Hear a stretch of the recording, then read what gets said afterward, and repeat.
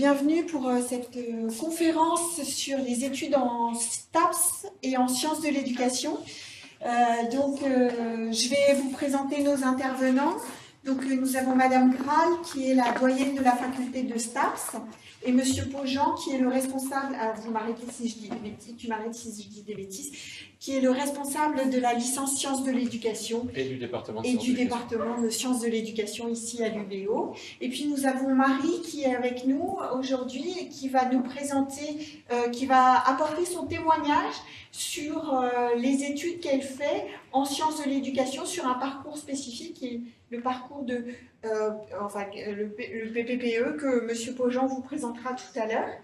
Et donc moi je suis Valérie Dormocrage, je suis chargée d'orientation au sein de Cap Avenir, Cap Avenir étant le service d'information, d'orientation, d'insertion et d'entrepreneuriat de l'université. Alors en gros, qu'est-ce que ça veut dire? Ça veut dire que Cap Avenir est là pour différentes choses pour les lycéens et pour les étudiants de l'université. On est là pour organiser des actions à destination des lycéens, comme la conférence d'aujourd'hui. On est là également pour accompagner les étudiants tout au long de leur orientation au sein de l'UBO. Ça veut dire quoi? Ça veut dire par exemple, les étudiants qui sont en réorientation, ça peut arriver. On est là pour les aider, les conseiller, ils peuvent prendre rendez-vous avec nous. On est là surtout pour aider, j'ai commencé Marion, on est là pour aider les étudiants sur leur choix de master, par exemple, en cours de licence, si leur choix de master ou leur choix d'études post-licence. On est là également pour les aider sur tout ce qui est l'aide à la recherche de stage, faire un CV pour un stage, faire une lettre de motivation pour un stage, travailler l'entretien de demande de stage. On peut les aider également sur tout ce qui est la recherche de job étudiant. Et puis, bien évidemment, en complément de ce que font évidemment les composantes, on peut les aider aussi dans l'aide à la recherche d'un emploi après leurs études. Donc ce service, c'est un petit peu comme le CIO, mais attaché à l'université. Et donc c'est ouvert à tous les étudiants de l'université sur Brest et sur Quimper.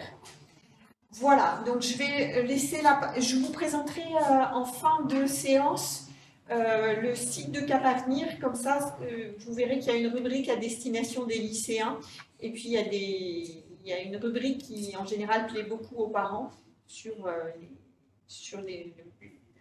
les poursuites d'études et les emplois trouvés après les études à l'université. Donc voilà, je vais laisser la parole à Madame Graal qui va vous présenter les études en STAPS. J'ai juste une petite question à vous poser. Est-ce qu'on a des élèves de première ici? D'accord, donc je dirai un mot sur les immersions à ce moment-là, tout à l'heure. Bonjour à tous, alors ravi de vous accueillir ce soir. Petite précision, je suis bien doyenne de la faculté des sciences du sport et de l'éducation, c'est-à-dire que je ne suis pas doyenne uniquement des STAPS, et que je m'assure du fonctionnement avec l'équipe de direction et les responsables des départements, du fonctionnement de tous les départements, en essayant d'avoir une équité de traitement dans tous ces départements-là. Donc on est vraiment une entité, d'ailleurs unique en France, qui rassemble les STAPS et les sciences de l'éducation. Par contre, aujourd'hui, mon discours sera plus centré, moi, sur les STAPS, que je connais mieux puisque j'y enseigne depuis 10 ans, et Monsieur Paugeant, responsable du département de sciences de l'éducation, très pointu sur son département, vous présentera l'aspect spécifique aux sciences de l'éducation. Et vous verrez qu'il y a des aspects communs aux deux éléments qui sont notamment présents dans le portail en première année. Alors, donc, ça ne fonctionne pas. Je vais... Ah, pourtant, j'ai appuyé. Ah, c'est le bas, j'ai appuyé le haut. Donc, la faculté des sports et des sciences de l'éducation, c'est une équipe de direction. Alors, on a une équipe de direction, donc je suis la directrice et on est plusieurs pour traiter un certain nombre de questions, la recherche, la valorisation scientifique, la formation, le lien avec les partenariats. Et vous voyez qu'on a un assesseur étudiant, c'est-à-dire qu'on a un représentant étudiant dans notre comité de direction pour porter la parole des étudiants quand on échange sur l'évolution de nos formations notamment. Alors en quelques chiffres, on a 1404 étudiants. Ce chiffre a été fait en début d'année, on a été un petit peu à la hausse avec les inscriptions tardives, avec une grosse masse qui est la première année. Donc 628 étudiantes et étudiants en première année. Et je vous parlerai un petit peu plus spécifiquement de cette première année plus tard sur le taux d'accès à la deuxième année. Pour toute cette masse d'étudiants, 69 enseignantes et chercheurs et enseignants-chercheurs, ainsi que 16 agents administratifs qui permettent de faire fonctionner les services de comptabilité comme les services de scolarité. On a une spécificité en termes d'infrastructure. On a une multitude d'installations. Des salles qui sont de haute technologie, où on va mobiliser les technologies numériques. On va avoir des salles de TP, des amphithéâtres. Donc ici, vous voyez, c'est plutôt un petit amphithéâtre, mais sur l'image en bas à gauche, vous pouvez voir, c'est l'amphi Barbara. Donc c'est notre amphi le plus grand qui accueille la promo de première année, donc qui a une capacité supérieure à 600 places. On a également des installations sportives diverses, donc qui sont sur site, comme des installations hors site, et notamment les activités nautiques qui se réalisent donc, en extérieur. Donc cette diversité, finalement, c'est un peu notre identité à l'UFR Sciences de l'Éducation, STAPS et Sciences de l'Éducation, Sport et Sciences de l'Éducation, pardon, où on va avoir une approche pluridisciplinaire, et vous verrez que l'objet sport n'est pas l'aspect majoritaire des enseignements. Pour aujourd'hui, une présentation un petit peu sous forme de vrai-faux pour un peu dépasser des a priori qu'on a quand on entend STAPS ou quand on entend sciences de l'éducation. Donc il y a des questions qui vont concerner les STAPS, il y a des questions qui vont concerner les sciences de l'éducation et de la formation. Donc pour commencer, l'aspect pratique sur Parcoursup. Alors Parcoursup, ça ferme demain. Donc normalement, vous avez déjà fait vos vœux. Si vous avez encore des hésitations, c'est aujourd'hui qu'on va éclaircir les choses. Donc si vous voulez faire STAPS, vous faites le vœu STAPS Brest, où on a une capacité d'accueil à 400 places. On a également une voie licence accès santé. Donc ceux qui sont plutôt sur cette voie-là, c'est un peu plus spécifique. Je peux répondre aux questions sur les LAS si vous en avez. Mais normalement, vous êtes renseigné avec tout ce qui est plutôt médecine pour cette voie-là. On peut faire le vœu Sciences de l'éducation Brest. Donc là, on a une capacité d'accueil de 50 places. Le vœu PPPE, une capacité d'accueil 30 places. Et enfin, pour terminer, on a une nouvelle formation qui ouvre à la rentrée. C'est un DUST avec une capacité d'accueil de 20 places qui est destinée à une professionnalisation assez rapide dans l'encadrement des publics seniors. C'est un secteur d'emploi qui est voué à se développer, notamment sur le bassin brestois, du fait du vieillissement de la population. Donc la demande augmente en termes d'offres de pratique pour les publics seniors. Donc c'est pour ça aussi qu'on ouvre ce diplôme qui est assez prometteur en termes d'employabilité. Diplôme qui sera réalisé sur 2 ans, celui-là, alors que les autres, sur les licences, sont sur 3 ans. Est-ce que tu veux rajouter quelque chose? Non, continue. Je poursuis. Alors, les dossiers seront examinés selon des attendus précisés dans Parcoursup. Alors, dans les deux cas, c'est vrai. Tout ce qu'on a mis comme documentation d'information, c'est exact que ce sont les critères attendus. Donc, ces critères-là, normalement, vous avez pu les approcher soit aux portes ouvertes, soit pour les STAPS sur le site de la C3D, soit sur le site de Parcoursup, voilà, pour avoir toutes les informations précises. Donc c'est vrai qu'on utilise exactement ces critères-là. Donc plus précisément, les voici. Alors, L'idée pour nous, c'est vraiment pour d'avoir le message comme quoi Parcoursup, c'est pas quelque chose d'opaque ou autre, c'est que vraiment, nous, ça nous demande énormément de travail, c'est qu'on a beaucoup de dossiers à traiter, mais on les traite tous de manière équitable et on prend en compte tous les éléments que vous allez déposer. Et tous les éléments que vous allez déposer sont extrêmement importants pour nous, pour faire un choix et un classement qui vous permettent d'avoir le jour de, ce sera au mois de juin, je crois, des résultats, soit un avis positif tout de suite ou être sur liste d'attente. Alors ça, c'est vraiment les grands éléments qu'on essaye de mobiliser au regard des sciences d'éducation et de la formation. Je reviens sur celle-là qui synthétise tous les éléments, c'est-à-dire que on va prendre en compte, nous, au niveau du vœu sciences d'éducation et de la formation et du vœu PPPE, j'y reviendrai tout à l'heure, toutes les notes qu'ont les lycéens et les lycéennes. On n'a pas de prédominance par rapport à tel type de bac, tel type de spécialité. C'est-à-dire que ça me prend du temps, mais sur Parcoursup, quand je vais récupérer les résultats, je vais récupérer toutes les notes et je les paramètre d'une certaine manière en faisant des paniers, comme vous voyez au tableau ici, selon les types de bac. Je vais prendre toutes les notes et il y a certaines notes que je vais mettre dans les domaines de compétences en lien avec le raisonnement et les compétences scientifiques. Je vais mettre des notes dans les compétences littéraires et argumentaires par rapport à ce qu'ont fait les lycéens et les lycéennes pendant leur parcours de première et de terminale.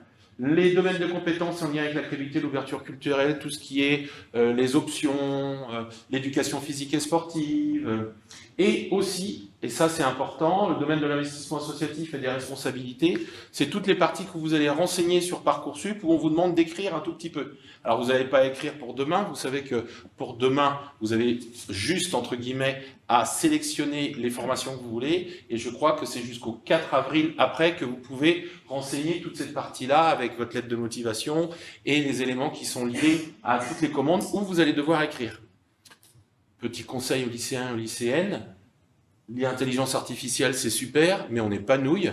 Quand on lit quelque chose, on sait s'il y a une forme de vérité ou pas. Et l'intelligence artificielle, alors ça se développe, c'est très bien, sauf que on le sent bien, on préfère qu'il y ait peut-être des fautes d'orthographe ou autre, mais que ça soit incarné et qu'on ait une vraie personne devant nous qui a écrit ce qu'elle a écrit. Et je crois que ça, c'est vraiment important. Vous peut-être en écrire moins, mais quelque chose qui est, vous, votre propre histoire et quelles sont les motivations que vous avez à venir candidater chez nous. Un point extrêmement important aussi, c'est la fiche à venir. Ça, c'est pas vous qui l'allez renseigner, c'est le conseil de classe du deuxième trimestre au lycée, qui va, selon les formations que vous avez demandées pour l'année future, les formations universitaires ou post-bac, qui va émettre un avis sur différents points, sur votre motivation, sur votre capacité à réussir, sur l'ensemble de vos résultats scolaires, avec insuffisant, satisfaisant ou autre. Et nous, on affecte, selon ce qui a été coché, un certain nombre de points, et ça, c'est extrêmement important.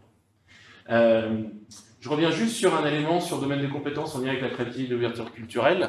Julie Graal l'a précisé tout à l'heure, en première année, pour les sciences de l'éducation, partie sciences de l'éducation, pas PPPE, je reviendrai là-dessus tout à l'heure, sciences de l'éducation, il y a un tronc commun avec STAPS. C'est-à-dire qu'on ne va pas vous demander de la performance sportive, mais il y a énormément de disciplines qui sont communes avec STAPS. Donc, il ne faut pas être allergique, entre guillemets, à l'éducation physique et sportive. Ça, c'est un point extrêmement important. Et ensuite, pour le vœu PPPE, parcours préparatoire au professorat des écoles, ce vœu-là concerne les étudiants qui vont se destiner à... Alors, on en a une témoin qui est ici, elle pourra le préciser tout à l'heure par rapport à son vécu, mais c'est tous les étudiants qui vont se destiner à devenir professeurs des écoles bilingues français-breton, où le breton n'est pas une option, et on a les mêmes critères, sauf qu'il y a un domaine dans lequel on va chercher les notes, c'est dans le domaine dans les compétences des langues, et je reviendrai plus précisément tout à l'heure là-dessus pour la présentation. Alors, concernant les STAPS désormais, donc on a un premier tri qui se fait par un outil d'aide à la décision. C'est un algorithme qui va mesurer toutes les compétences qui sont données ici. Donc il y a un premier tri qui est fait par un algorithme. Cet algorithme, il est national et il est valable pour tous les STAPS de France. Les éléments explicatifs peuvent se trouver sur le site officiel de la C3D. C'est la conférence des doyens de STAPS. Et donc, sur ce site, vous avez également un test d'autopositionnement pour voir si vous êtes fait pour rentrer en STAPS. Alors, les éléments. Donc, on attend des compétences scientifiques, des compétences en matière d'expression. Donc, c'est pareil, c'est des paniers de notes. En fonction des bacs, les notes vont dans ces paniers-là. Disposer de compétences sportives. Donc, on a des pratiques sportives en première année. Vous avez 4 pratiques de polyvalence et une pratique de... 3, pardon, de polyvalence et une de spécialité. Donc, ce qui fait qu'on a 4 créneaux de pratiques sportives par semestre en première année. Donc, d'où l'importance des compétences sportives. Mais vous verrez que ce n'est pas non plus 70% des enseignements. Manifester de l'intérêt pour l'exercice de responsabilités collectives, associatives ou citoyennes du fait de la professionnalisation vers ces domaines, c'est donc un élément qui est pris en compte. Et puis, témoigner de l'engagement dans le projet d'études avec la fiche à venir qui est évidemment considérée. Donc, je récapitule. Enfin, ce que je viens de dire là maintenant, c'est pondéré. Donc, c'est pondéré par domaine. Donc, vous pouvez voir les scores, mais ça, je pense que vous les avez déjà consultés vu à la date où on est, la date d'aujourd'hui. Je pourrais répondre à des questions si vous en avez par rapport à ces points-là, mais donc, je les ai expliqués juste avant. Un point important, c'est qu'il y a plein de manières de réussir en STAPS. Et vous voyez, une faiblesse dans un domaine peut être compensée par une autre. Donc si en domaine scientifique, on est un petit peu juste, par exemple, on a des enseignements anat, bioméca, physio, on a aussi des enseignements de sciences humaines et sociales où il faut être capable de rédiger. Donc c'est d'autres compétences qui vont être valorisées et finalement on peut compenser. Et puis on peut compenser par les pratiques sportives, mais si en pratique sportive on est un petit peu juste, on peut compenser par autre chose. Donc tout ça pour dire que une faiblesse, c'est pas grave. Par contre, une faiblesse assez généralisée, ça peut être un peu juste pour rentrer en première année de STAPS. Alors le calendrier, Parcoursup, je ne reviens pas dessus. Donc le 13 mars, c'est la fin, et jusqu'au 2 avril, on a les possibilités de compléter le dossier. Ensuite, 4 tout à l'heure, tu as raison, c'était 2.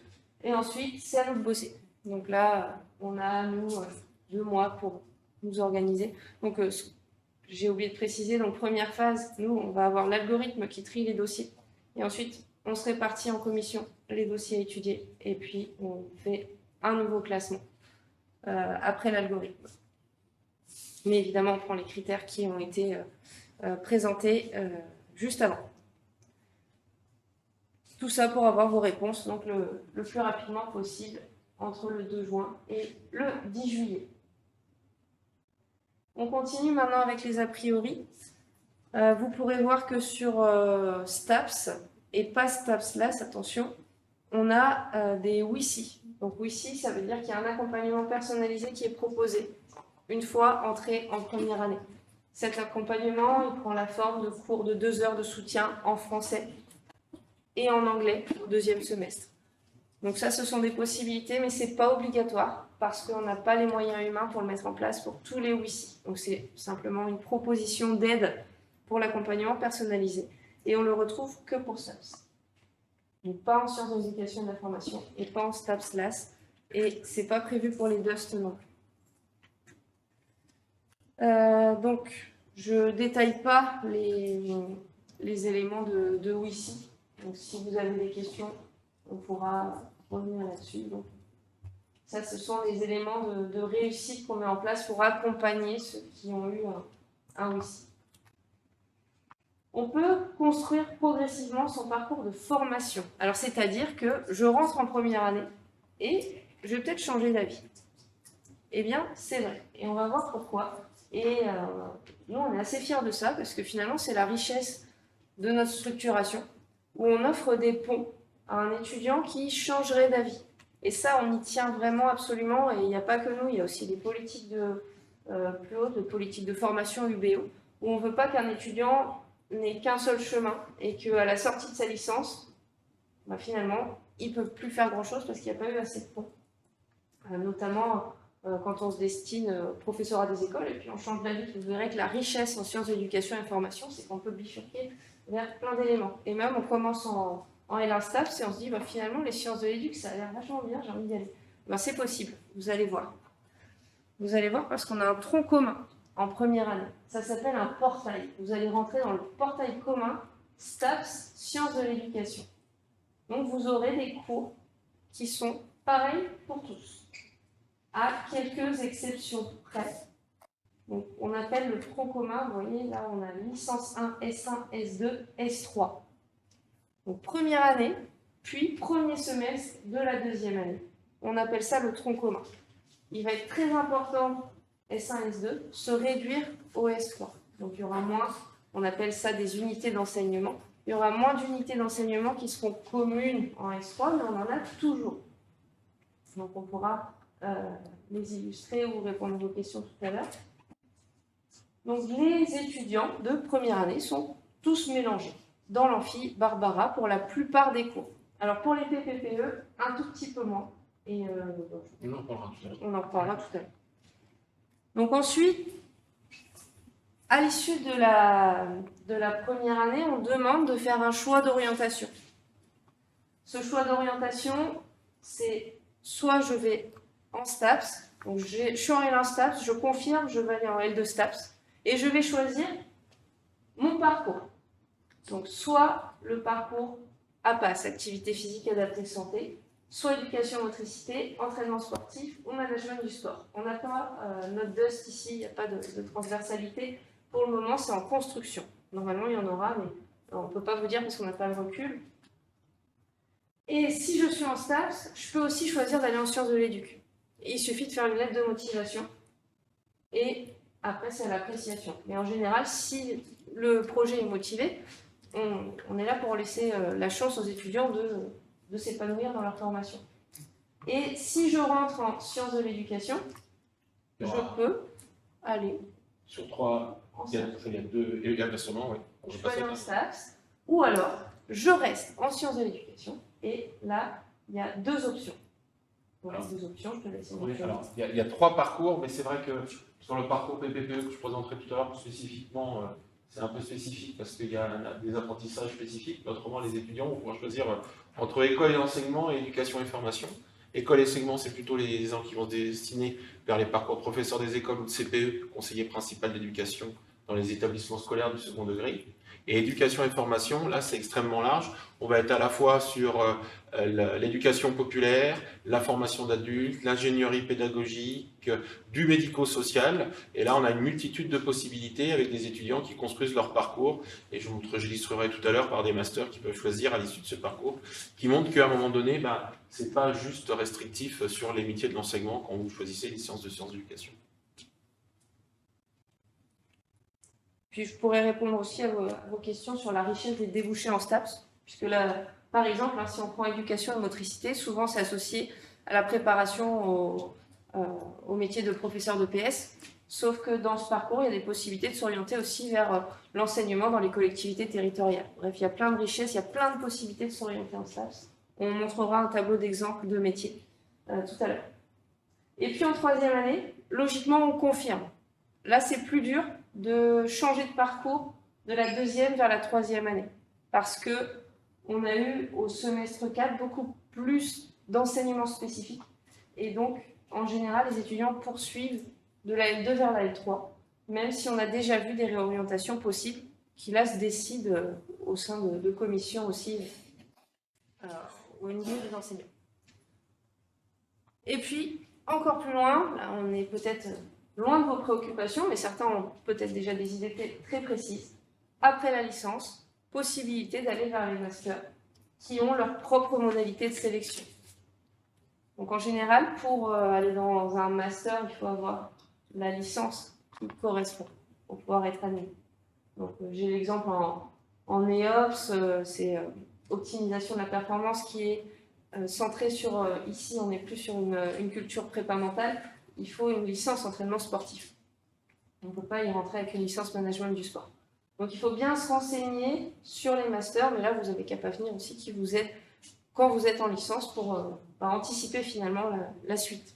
Un petit mot sur les masters Oui, alors après les deux parcours sur PPPE et École Enseignement, la majorité des étudiants se destinent vers le master MEF, métier de l'éducation, d'enseignement et de la formation, qui sont organisés dans les INSPE, les instituts nationaux de professeurs des écoles.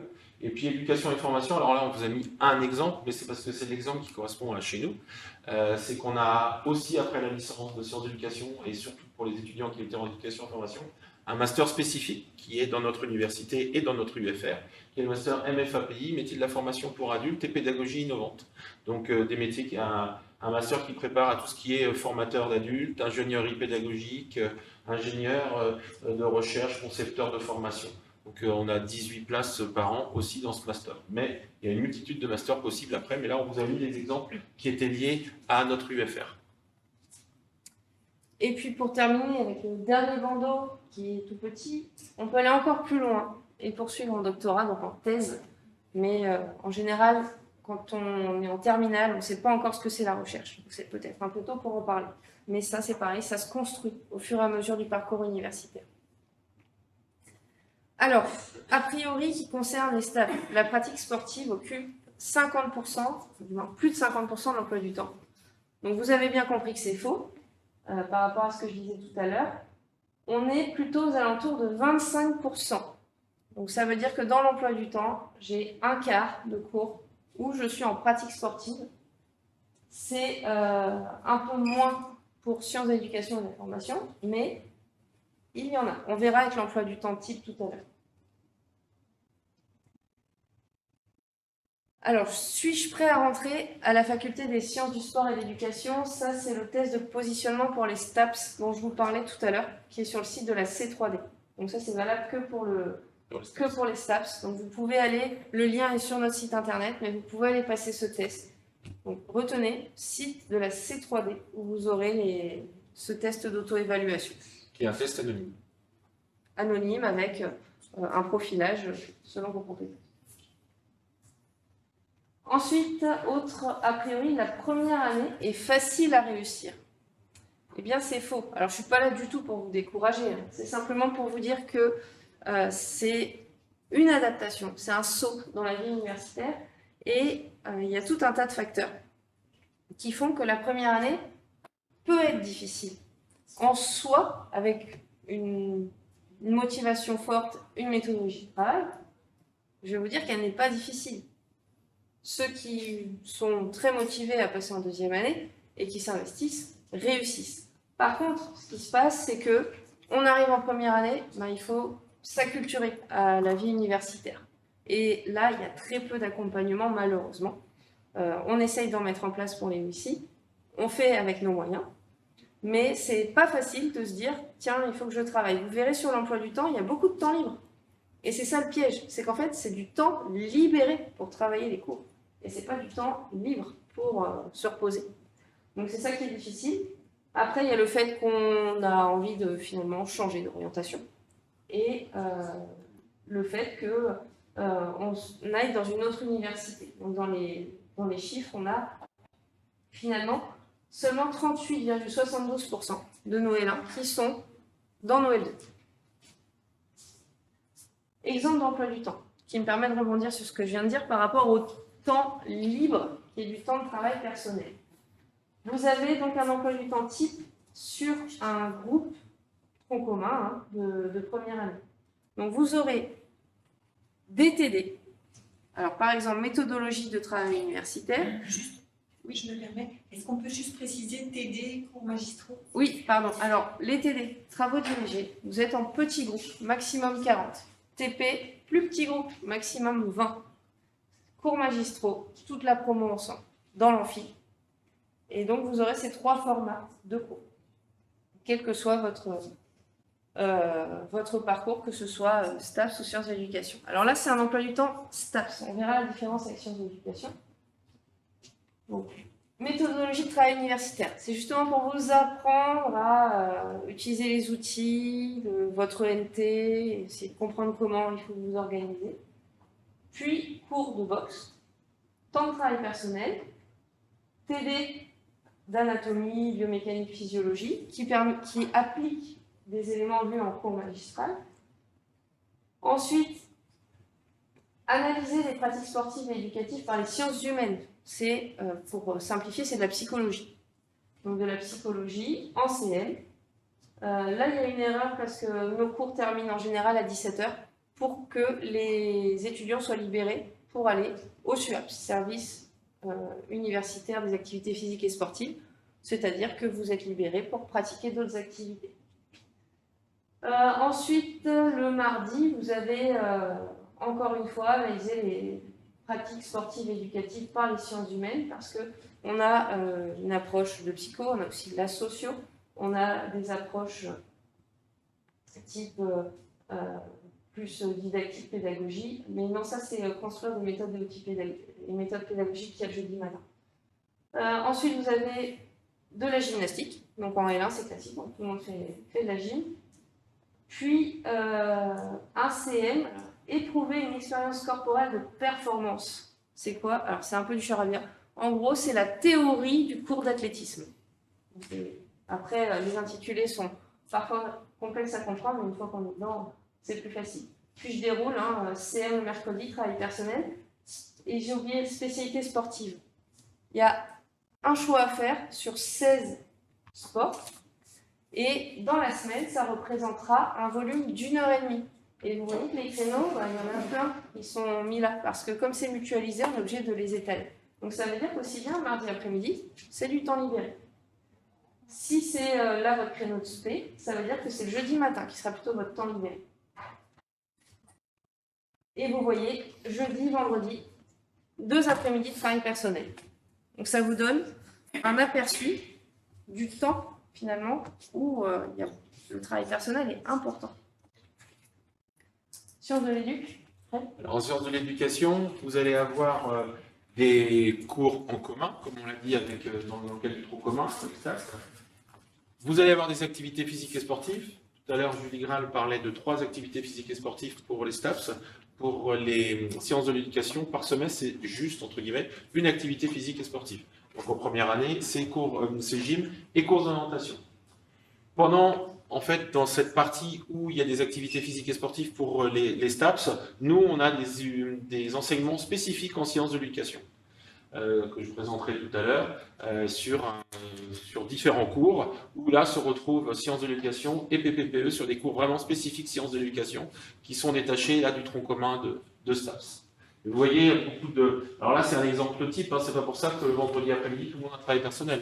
Des fois, il y a des TD jusqu'à 17 h le vendredi après-midi. Donc toute cette plage-là, c'est des plages, en fait, où, comme l'a dit très justement Julie Graal tout à l'heure, où on demande aux étudiants, souvent il y a du travail de groupe, donc c'est ces moments-là où ils vont se retrouver à la bibliothèque universitaire ou chez eux, mais en collectif pour travailler sur ces travaux de groupe, ou des travaux individuels, des travaux de recherche. Par exemple, dans les cours magistraux que vous pouvez avoir, par exemple, le jeudi matin, moi j'en assure quelques-uns, en amont ou à la suite du cours, j'aurais donné des textes à lire. Et donc, c'est pas pendant cette 1h30 que vous allez avoir le temps de les lire, c'est bien dans les moments où vous allez reprendre le cours que vous auriez eu avec moi, que vous allez utiliser les textes et que vous allez travailler. Donc, il y a vraiment tout ce travail-là qu'on a dit tout à l'heure qui est extrêmement important. Et c'est celui-là où il peut y avoir un déséquilibre entre des étudiants qui arrivent à s'organiser, d'autres moins, qui se disent, comme on a dit Julie Graal tout à l'heure, qui confondent temps libéré et temps de travail et temps libre. Donc tous ces éléments-là sont importants et alors nous on essaye de motiver, on essaye d'organiser. Alors je ne sais plus si on le dit, mais il y a un point important, c'est qu'on a au niveau de l'université pour l'évaluation du contrôle continu. Et ce contrôle continu, ça veut dire que c'est plus ce qu'on a connu pour celles et ceux d'entre nous qui sont parents dans la salle des partiels en fin de semestre, où quelque part on n'avait aucune évaluation pendant 3-4 mois et on arrivait fatidique au mois de fin décembre, avant les vacances de Noël au mois de janvier, et puis d'un coup on avait les fameuses partiels. Nous on fonctionne en contrôle continu intégral qui se rapproche beaucoup de ce que vous vivez au lycée, où vous allez avoir du contrôle continu, souvent 3 à 4 contrôles continus par enseignement, ce qui fait que ça vous permet de travailler aussi au fur et à mesure. Et ça vous permet aussi de se dire, tiens, entre guillemets, je me suis planté à celui-là, je vais pouvoir me rattraper au suivant. Et ça vous permet du coup de vous organiser dans votre semaine et dans votre semaine, plutôt que de se retrouver en fin de semestre en se disant, mais la montagne est trop importante et je suis coulé. Donc on a fait ce choix-là de contrôle continu intégral sur tous nos années de licence. Je te laisse enchaîner avec PPPE. Voilà, et la spécificité du parcours PPPE, c'est qu'en fait, c'est un parcours qui est adossé à la fois à l'université, donc dans notre faculté des sciences du sport et de l'éducation, et dans un lycée, qui est le lycée de l'Iroise, qui se trouve près de Place de Strasbourg, pour l'industrie Francis Deblé, où là, en fait, les étudiants ont une alternance de cours entre l'université et le lycée sur cet accompagnement-là. Je reviendrai plus spécifiquement là-dessus, mais par exemple, ils sont 75% du temps au lycée en première année, 50% en deuxième et 25% en troisième année, et inversement, 25% du temps chez nous en première année, 50% en deuxième et 75% chez nous à l'université. Voilà, donc avec des différentes plages et différents cours, mais je reviendrai plus spécifiquement là-dessus tout à l'heure. Toujours à toi. Alors, comme on l'a dit tout à l'heure, un point important, c'est qu'on pense aux sciences de l'éducation de manière assez réductrice, et en fait, c'est pas sciences de l'éducation, c'est sciences de l'éducation et de la formation. C'est beaucoup plus large. C'est vraiment toutes les sciences qui sont en lien avec l'acte éducatif, mais l'acte aussi formé. Ça veut dire qu'on va aussi alors c'est pas de 7 à 77 ans, hein, c'est même plus petit, parce que pour ceux qui seront professeurs des écoles, ils vont se retrouver avec des enfants qui ont 2 ans, 2-3 ans. Et l'idée, c'est que ça ne prépare pas qu'au métier de professeur des écoles. Alors, tu peux peut-être zapper là-dessus. Donc, chez nous, les étudiants, alors ils intègrent prioritairement des métiers d'éducation et de la formation, beaucoup. Mais je vous ai parlé tout à l'heure du métier de master de formation d'adultes et de pédagogie innovante. On a des étudiants qui s'orientent vers des parcours d'animation et d'éducation populaire. Je vous montrerai toute une liste tout à l'heure des masters qu'ont choisi les étudiants après, et avec des parcours qui sont, alors pas éloignés, j'ai envie de dire, de la question de l'intervention. Moi, je dirais plutôt que les séances d'éducation de l'information, c'est à chaque fois qu'il y a une intervention sur autrui. Que ce soit une intervention dans le cadre de l'éducation populaire, avec de l'animation socio-culturelle, que ce soit dans le cadre de l'enseignement, que ce soit dans le cadre de la formation d'adultes, il y a toujours une intervention. Mais on ne va pas seulement aller vers le métier de professeur des écoles, c'est bien plus large que ça. Je ne gomme pas l'idée non plus que beaucoup d'étudiants qui viennent et qui s'inscrivent chez nous en première année ont cette idée de professorat des écoles en tête, mais vous allez voir, je vous montrerai tout à l'heure, ils ont une série de stages en deuxième et troisième année qui font qu'à un moment donné, ça va aussi les aider à mûrir leur projet et se rendre compte que, en fait, milieu scolaire, les enfants, quand on passe de l'autre côté, on a toujours une image un peu idéalisée du maître ou de la maîtresse, et après, quand on a entre les mains l'organisation d'une classe en termes de préparation en amont, de s'occuper de 25 à de petites têtes de bambins et compagnie, ça peut être aussi épuisant. Mais on se rend compte peut-être qu'on préférait faire de l'animation socio-culturelle, d'être avec des adultes. Et ce que disait tout à l'heure Julie Graal, c'est que avec l'organisation qu'on a et le passage d'un parcours à un autre, on a des étudiants qui avaient un projet de devenir enseignants et qui se disent, en fin de compte, c'est pas ça que j'ai envie de faire autre chose sur la formation d'adultes. On a des étudiants qui repartent comme éducateurs spécialisés. Enfin, on a de multitudes de possibilités. Puis il y a ceux qui veulent devenir enseignants, les stages les ont convaincus, ils ont vraiment envie de faire ça, et donc du coup, ils sont aussi renforcés dans leur idée de parcours, et ça, c'est extrêmement important. Nous, l'idée, c'est vraiment qu'on arrive à avoir des étudiants qui se retrouvent dans un choix où ils sont assurés, ils ne sont pas là parce qu'ils ont vu de la lumière, et que l'idée, c'est que ça correspond à leurs envies et la réalité de ce qu'ils ont envie de faire plus tard. Alors, on poursuit sur un autre a priori là, qui concerne souvent les STAPS. À la sortie, beaucoup d'étudiants sont sans emploi. Alors, c'est faux, parce que si on regarde les chiffres de STAPS, alors SE, on a encore beaucoup de recul, mais c'est très positif, notamment sur la poursuite d'études.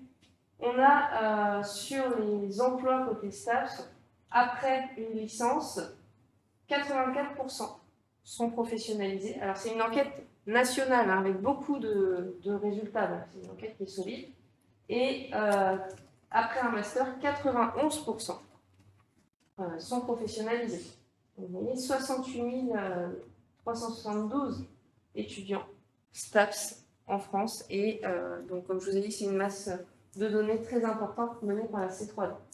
Côté sciences de l'éducation. On a beaucoup d'étudiants qui continuent, vous le voyez, en master. Quand vous regardez le chiffre de STAPS, 84, 91, parce qu'ils sont des chiffres très hauts, on ne peut pas s'enlever l'idée, et que ce n'est pas lié juste à nous, c'est plus vous êtes diplômé, plus il est facile de rentrer dans le milieu professionnel et de trouver un emploi. Ça, c'est les enseignants-chercheurs qui vous parlent aussi. C'est des recherches qui sont faites, et qu'on le veuille ou qu'on ne le veuille pas, eh ben, c'est un critère quand même de se dire, plus je continue dans mes études, plus je peux m'insérer, alors à la fois professionnellement, mais aussi faire le choix de mon emploi. Et ça, je pense que c'est aussi extrêmement important. Plus on est diplômé, plus ça sera facile de faire un choix d'emploi. Je ne dis pas que c'est une facilité, mais ça sera plus facile.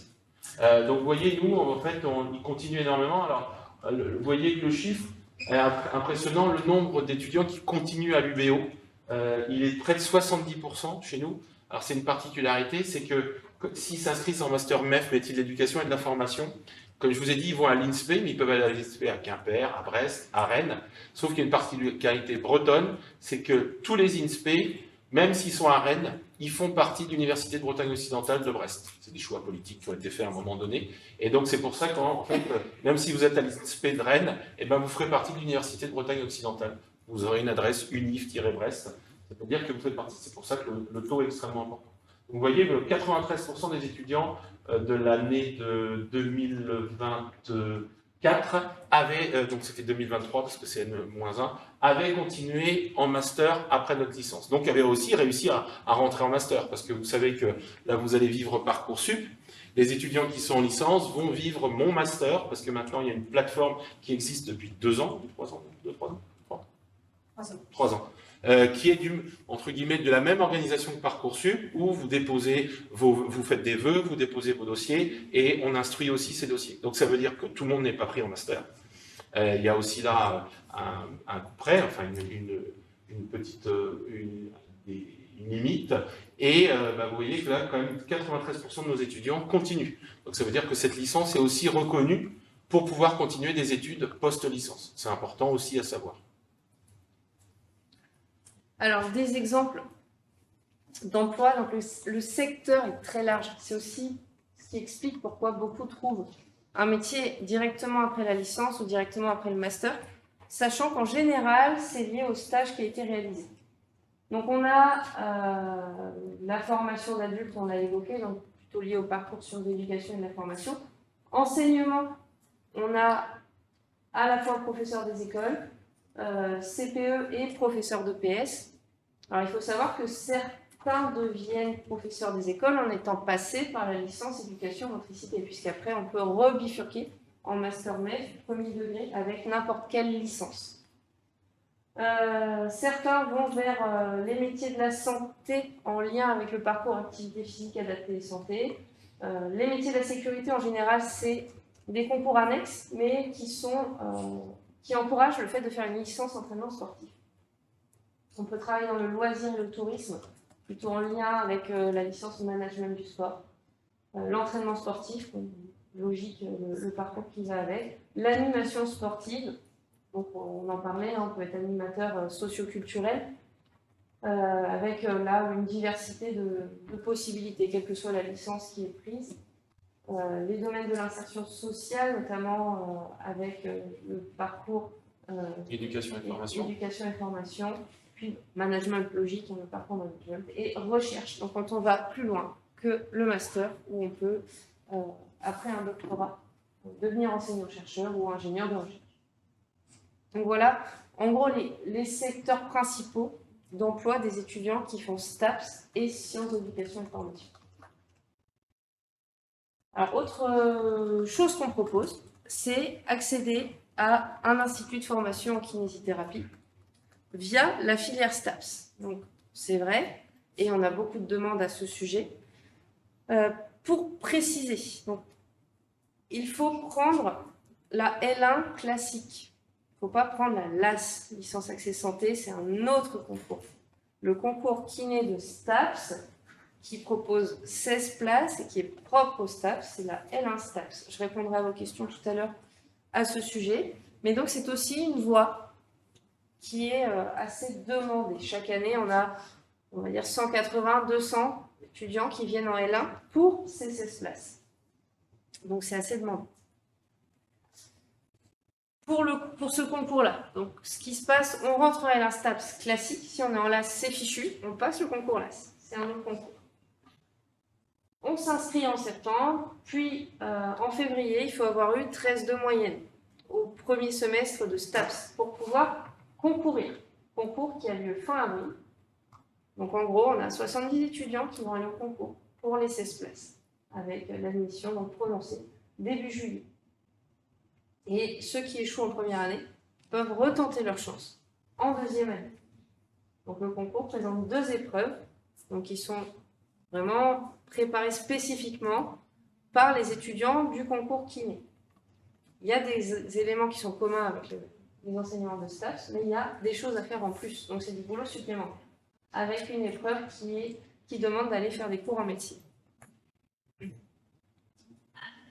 Donc il faut un seuil minimal, je viens d'en parler. Donc si on veut passer le concours kiné, il faut avoir 13 de moyenne au premier semestre de L1 ou 13 de moyenne au premier semestre de L2 sur les enseignements du tronc commun et aucune note d'UE inférieure à 5 sur 20. En général, c'est incompatible. Quand on a une UE à 5 sur 20, c'est dur d'avoir 13 de moyenne. Donc ça, c'est pour les étudiants de STAPS classique.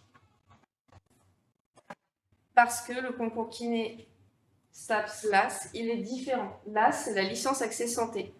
Donc c'est le concours kiné qui va englober toutes les composantes qui auront l'accès kiné en LAS. Il y en a plusieurs, puisqu'il y a des LAS en EES, il y a des LAS en droit, il y a LAS à la fac de lettres également. Donc il y a plusieurs LAS. Alors les LAS les plus volumineuses sont les LAS en sciences. Et donc, ça n'a rien à voir. Le concours kiné STAPS, moi je l'organise, je m'en occupe. Le concours LAS kiné, c'est la fac de médecine. Donc c'est différent. S'il y a des interrogations, je peux y répondre. C'est pas le même concours, avec vraiment une organisation spécifique médecine LAS. Mais ça, vous avez normalement eu les renseignements. Et tous les renseignements sont disponibles dans les conférences faites par Béatrice Kochner et Romuald César. Donc c'est en ligne sur Pass LAS. Donc le parcours LAS vous est expliqué par Romuald César dans d'autres enregistrements d'Instafac ou de Porte Ouverte que vous trouverez sur le site de l'UBO. Je vous montrerai tout. Voilà. Donc je ne reviens pas dessus puisque voilà, je ne m'en occupe pas. Simplement pour vous expliquer qu'il y a 2 voies. Pour bientôt clore cette première phase de présentation, arriver à la fac, c'est aussi une nouvelle vie. Et la vie étudiante, ça a un côté sympa. Avec, chez nous, on essaie de lancer ça par une semaine d'intégration. Donc vous arrivez en première semaine, on va vous proposer quelques ateliers. Alors l'année prochaine, peut-être qu'on ne fera pas exactement comme on faisait les autres années, mais on aura des instants de cohésion pour que vous appreniez à vous connaître. Et donc des jeux, des ateliers de bureautique, bon, il y aura des cours magistraux aussi. Et ça vous permet donc de bien vous intégrer à l'université. Et sinon, en termes de cohésion, on a aussi une spécificité, c'est en deuxième année, dès la rentrée, on fait un stage activité physique de pleine nature, donc APPL, où vous allez donc aller sur divers sites du coin, faire du paddle, du biathlon, de la course d'orientation, du VTT, que ce soit STAPS ou sciences de l'éducation et formation. Donc là, c'est un stage qui marche bien. C'est vraiment un moment sympa où les étudiants, ça les marque. Donc on a ces petits moments de cohésion qui font l'identité de notre composante. Alors je ne dis pas que c'est parce que c'est sportif, mais l'identité où il y a cet esprit de cohésion. Et puis, vous avez pour vous accompagner des assos étudiantes donc, qui vous permettent c'est des interlocuteurs. Et puis, ils sont moteurs aussi de la vie étudiante. Donc, il y a une asso pédago des étudiants dans sciences d'éducation, une asso des étudiants STAPS, et puis des assos spécifiques à des parcours. Il y a l'asso des étudiants en management du sport et l'asso des étudiants en APAS, donc qui mènent des projets spécifiques à leur parcours en général. Bon, n'hésitez pas à aller piocher plus d'informations si besoin sur notre site internet. Et puis là, on arrive à l'issue de cette présentation. Donc ça, c'était les portes ouvertes, c'est passé. Mais là, on est sur un Instafac tardif. Donc je vous propose désormais, si vous avez des questions, d'y répondre. Alors, comment tu veux qu'on s'organise? En visio, il y a peut-être il n'y a pas de questions? Donc si vous avez des questions qui concernent STAPS ou le concours kiné, on va démarrer par ça. Si on n'a pas, on poursuivra la présentation sur du plus spécifique sciences de l'éducation et formation, ce qui permettra aussi à ceux qui sont intéressés uniquement par STAPS de pouvoir rentrer chez eux, et ceux qui sont pour sciences de l'éducation et formation, rester ici pour avoir vraiment des infos très précises avec Monsieur Paugeon. Donc c'est parti, est-ce que vous avez des questions STAPS ou kiné? Si on n'a pas, c'est qu'on a été très clair. Ouais, merci. Bon, bah super. En plus, je disais ça en plaisantant, mais tant mieux. Souvent, il y a des questions sur kiné et les spécificités, mais... Après, est-ce qu'on retrouve les tableaux avec les différentes... les premiers tableaux avec les différentes orientations sur le site? Ça va être filmé par Cap Avenir. Enfin, là, c'est filmé, enregistré. Oui, Donc, vous je pouvez vais retrouver vous la montrer, conférence. je vais en profiter pour le montrer tout de suite, du coup je peux. Je vais vous montrer la conférence, vous allez... Pas mis.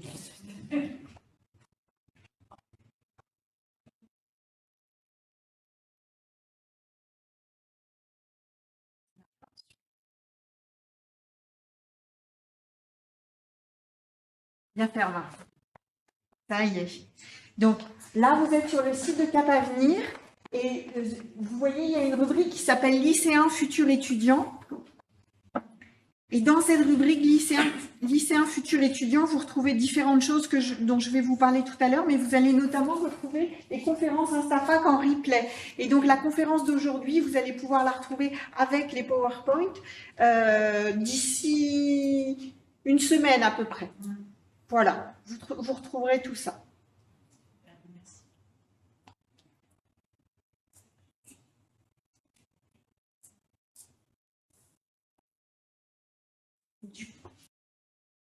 Moi, j'avais une petite question. Si on est étudiant et qu'on a envie de faire une partie de son parcours à l'international, est-ce que c'est possible? Oui, c'est possible avec les dispositifs Erasmus. On a notamment des conventions avec des universités de l'Alliance CIU. Alors, ça vous sera présenté en première année. Donc, il y a toute une association d'universités qui vous permet donc d'aller faire des mobilités internationales. On a un référent dans la composante qui se charge de ces questions. Et au sein des différents départements d'enseignement, on a aussi des référents des mobilités internationales. Donc c'est possible et on a une personne dédiée. Donc après, il faut faire la démarche de dire qu'on veut cette mobilité, mais c'est présenté quand on arrive en première année. Et est-ce qu'on doit, si par exemple on part 6 mois à l'étranger, est-ce qu'on devra rattraper les cours? Non. Non. Puisque c'est des conventions Voilà. entre les universités partenaires qui font qu'on reconnaît une équivalence de crédit européen. Vous verrez que, c'est du vocabulaire un peu technique, mais quand on valide des UE, on valide aussi avec des crédits. Donc ces crédits-là sont européens, donc ils donnent des équivalences.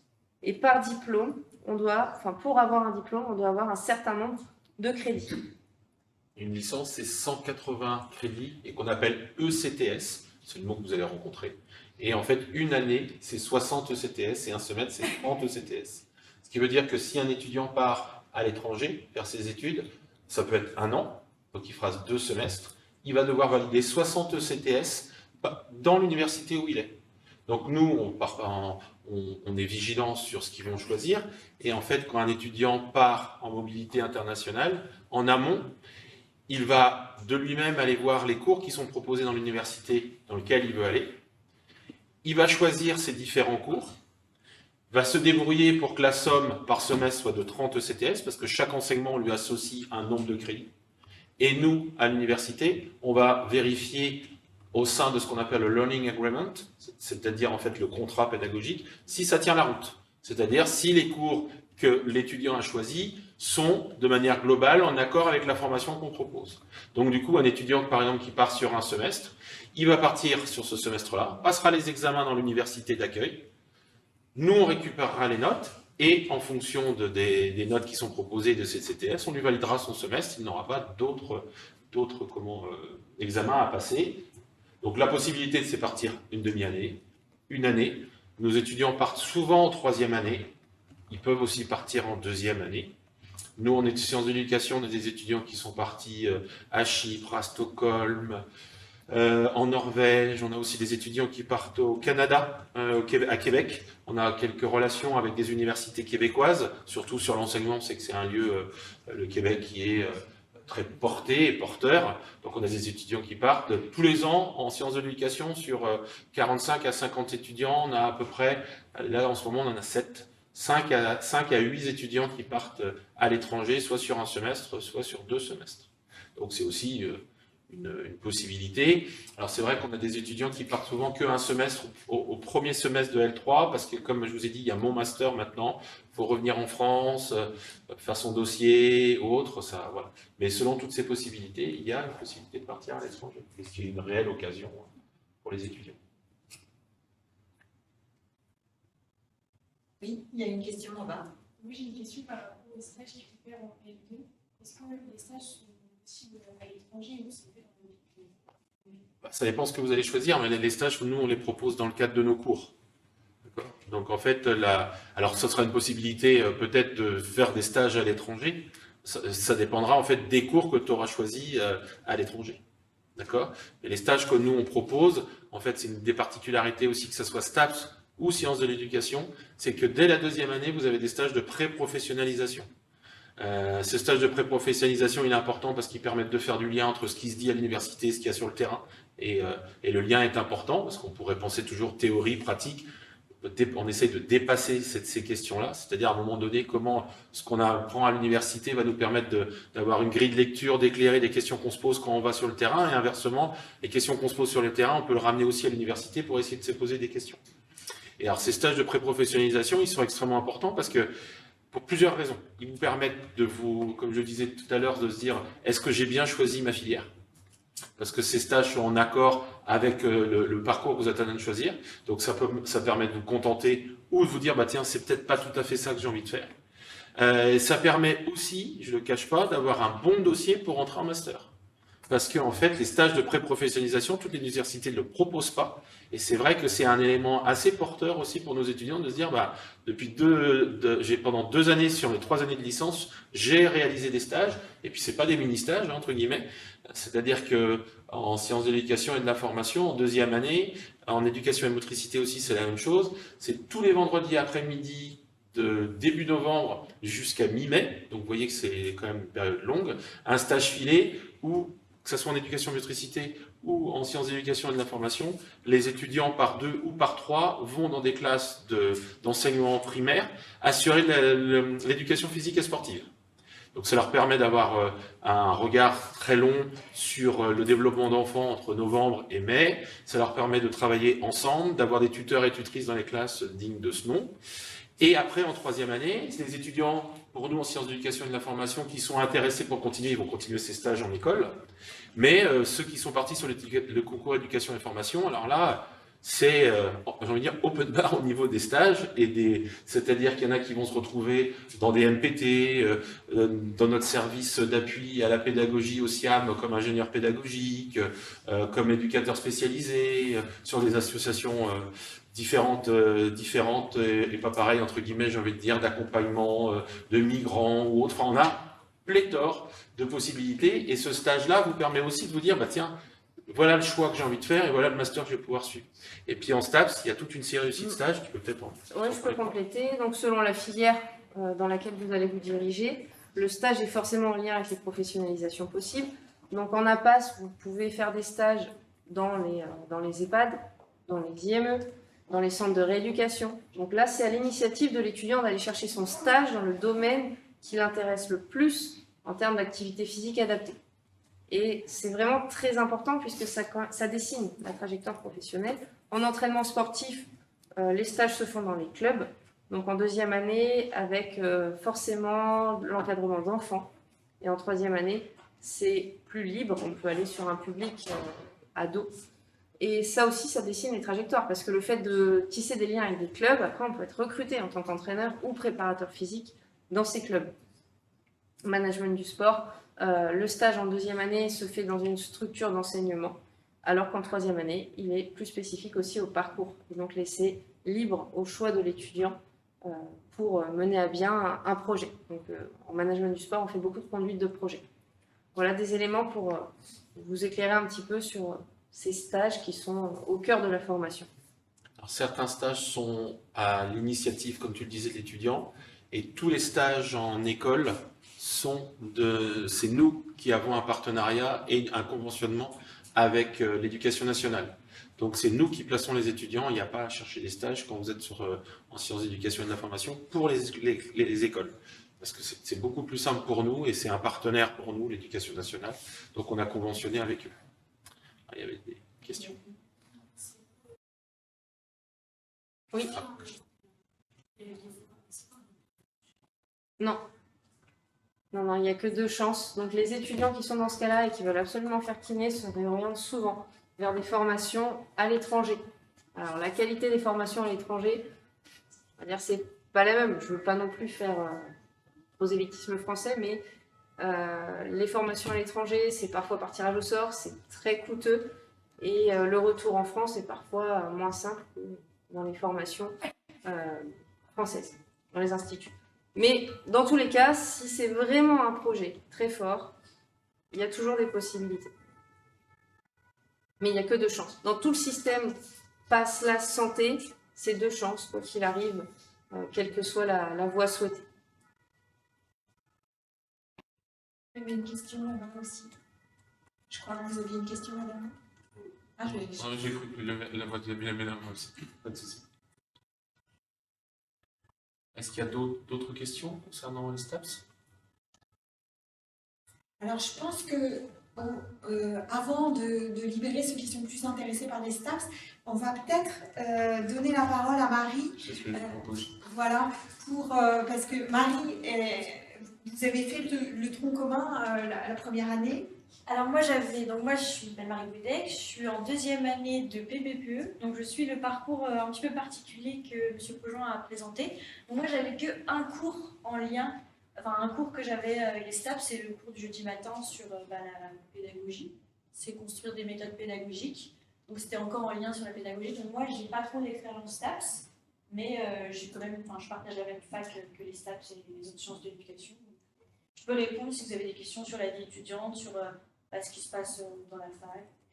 Je pense qu'on peut déjà commencer à voir comment vous avez vécu la transition entre le lycée et l'université. Tout à l'heure, on a vu que c'était différent, qu'il allait falloir adopter une méthode de travail particulière, autonome. Comment vous avez vécu ça? Qu'est-ce qui vous a aidé à réussir?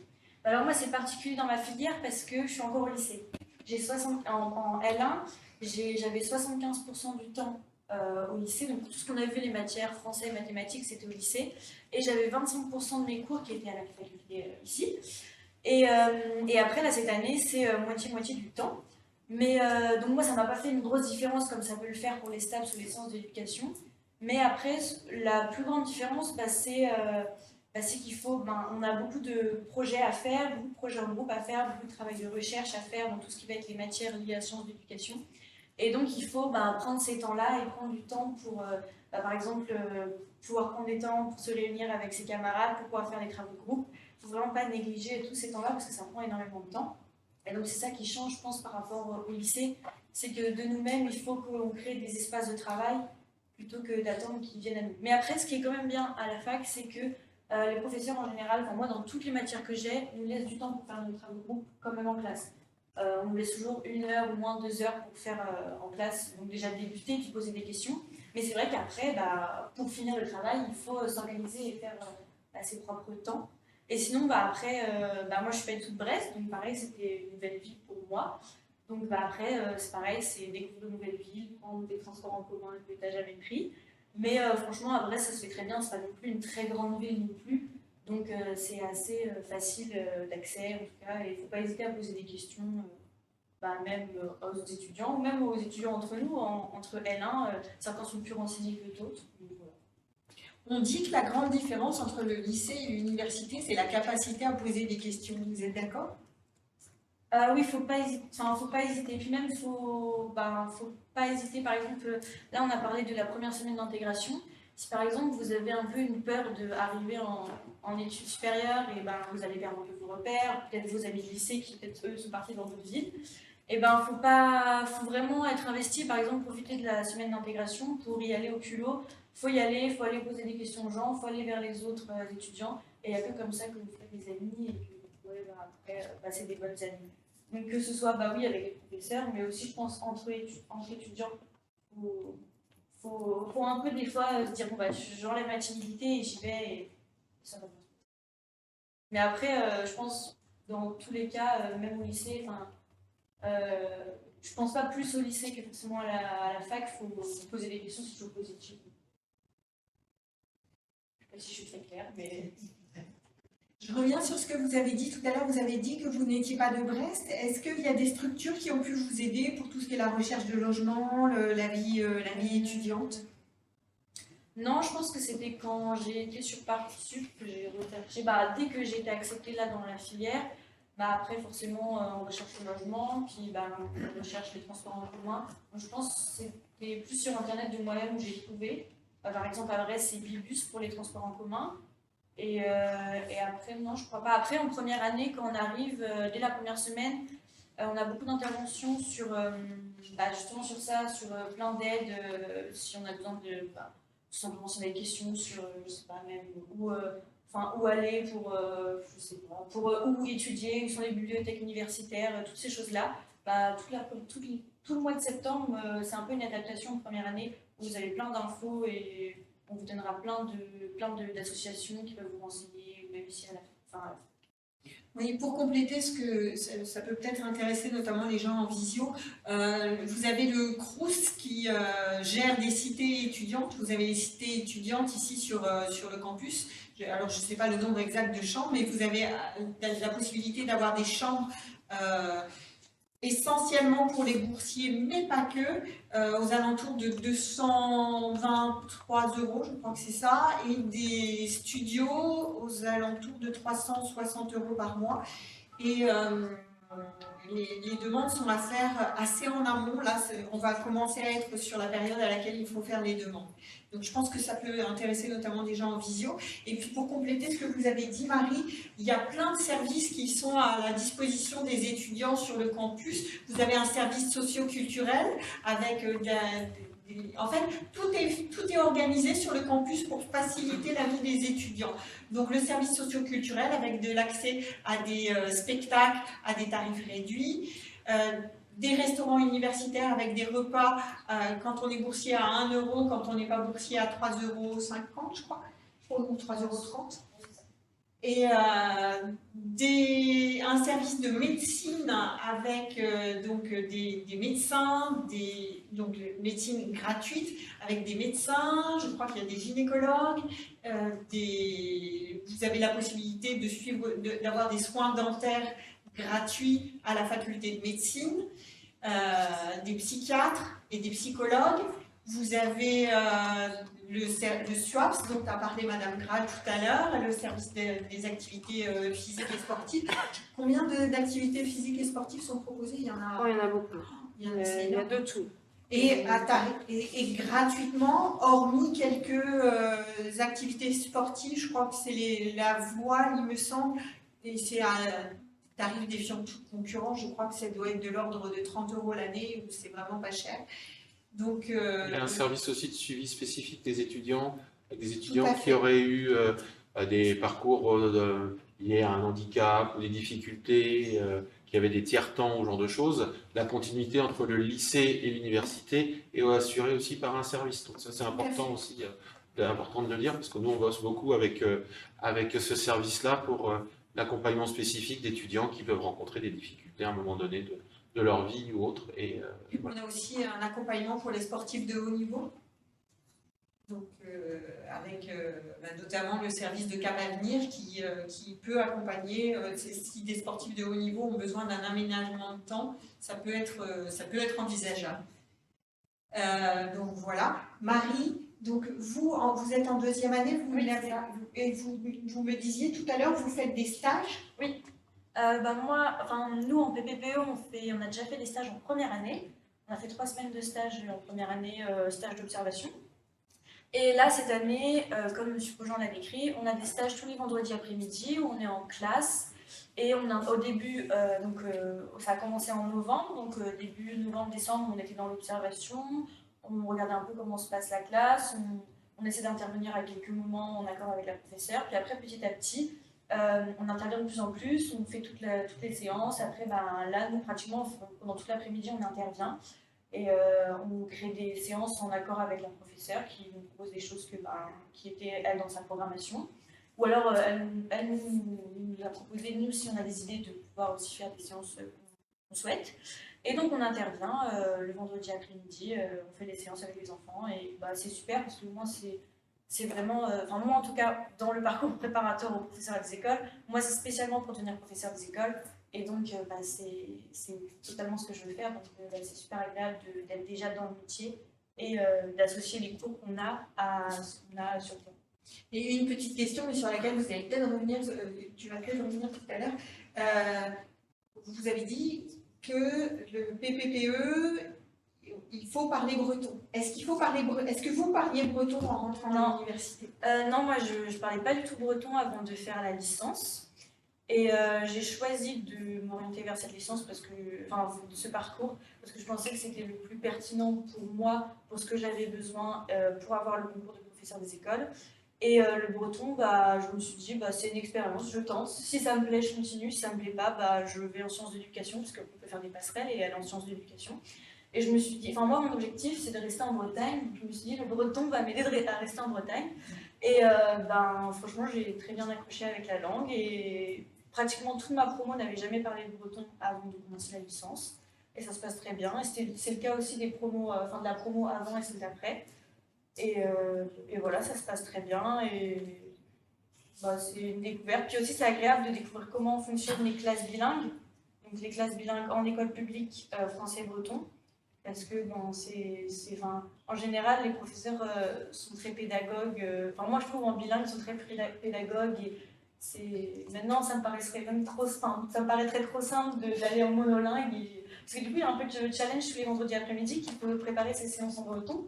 Et même moi qui suis débutante, il faut que devant les élèves, j'assure. Et ça se trouve, souvent, les élèves qu'on a devant nous, des fois, parlent mieux breton que nous. Et donc, il faut assurer. Et ça nous met un petit challenge et une petite pression aussi. Ce qui est important, ce qu'elle vient de dire, c'est que, c'est ce que disait Julie Liral tout à l'heure, c'est de pouvoir passer d'un parcours à un autre. On a des étudiants de PPPE qui repassent en sciences de l'éducation, des étudiants de STAPS qui repassent en sciences de l'éducation, des étudiants de sciences de l'éducation qui passent en STAPS. Et là, on a un exemple où je suis content d'où je suis et ça convient à mes idées et à ce que j'avais envie de faire plus tard, donc c'est très bien. Mais on a des étudiants dans PPPE qui ont arrêté, qui sont venus en sciences de l'éducation, qui vont sur la formation pour adultes. Et je crois que c'est important parce que on sait bien le challenge que c'est pour vous, lycéens et lycéennes, à 16, 17, 18 ans, de faire un choix. La vie, elle n'est pas comme ça, la vie est comme ça. Et il faut aussi qu'à la faculté, on vous permette de faire ces petits écarts-là, entre guillemets, qui sont des écarts positifs, mais qu'on se construit au fur et à mesure. Et que le fait de se dire ça me plaît plus ou j'ai envie de faire autre chose, ça soit pas un échec, mais ça soit une autre voie qu'on prend. Et on essaye, nous, au niveau de la faculté des sciences du sport et de l'éducation, d'avoir ces différentes voies pour que chacun puisse trouver en fait ce qu'il a envie de faire. Alors après, on a des étudiants qui nous quittent, qui n'ont pas leur année. Je ne suis pas tant de côté à donner un côté angélique, mais on essaye de donner au maximum la possibilité aux étudiants de construire au fur et à mesure. Et les stages sont importants. Parce que là, quand tu le dis, là, je me rends compte, c'est vraiment ça que je veux faire. Par rapport au breton, ça me donne un challenge pour le parcours PPPE. Donc voilà, ça permet de se dire, je ne me suis pas trompé d'endroit. Et du coup, j'imagine que ça motive et ça remotive. Oui, totalement. Voilà. Et donc, dans ce que vous disiez aussi tout à l'heure, Madame Graal, Monsieur Poggian et Marie, je pense que c'est important de retenir aussi que souvent on s'imagine l'université, on n'a pas beaucoup de prise avec le monde du travail. Or, on se rend bien compte à travers tout ce que vous nous avez montré que aussi bien STAPS que Sciences de l'éducation que PPPE, il y a un lien très fort avec les endroits où on va pouvoir travailler après. Ça, je pense que c'est important aussi de le souligner. Est-ce qu'il y a d'autres questions? On a été à peu près complet. Merci pour votre témoignage, Marie, pour votre explication. Est-ce qu'il y a des gens qui sont intéressés par sciences de l'éducation et de la formation? Oui. Alors moi, ce que je propose, c'est que, je pense qu'on peut libérer les gens ceux qui sont intéressés qui n'étaient pas intéressés par ça peuvent nous quitter. Et on vous remercie. Comme ça, on ne garde pas plus longtemps non plus inutile. Et ceux qui sont intéressés, je vais aller plus particulièrement vers les sciences d'éducation et de la formation. Et puis Marie pourra aussi m'aider à compléter. Marie, je compte sur toi. Je vais revenir plus précisément sur certaines choses. Je peux te libérer aussi. Oui, je vais y aller aussi.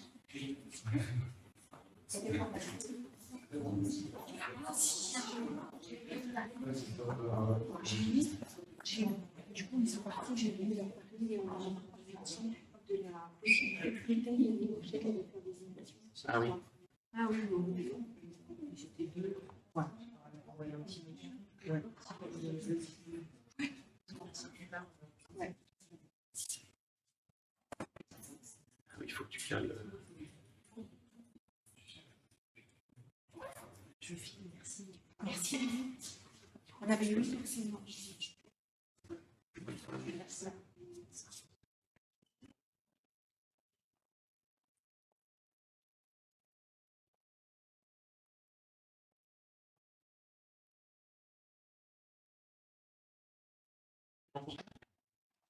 Ok. Bien. Alors, je vais revenir plus précisément sur certaines choses qu'on a dites de manière générale. Comme ça, vous allez avoir un maximum d'informations.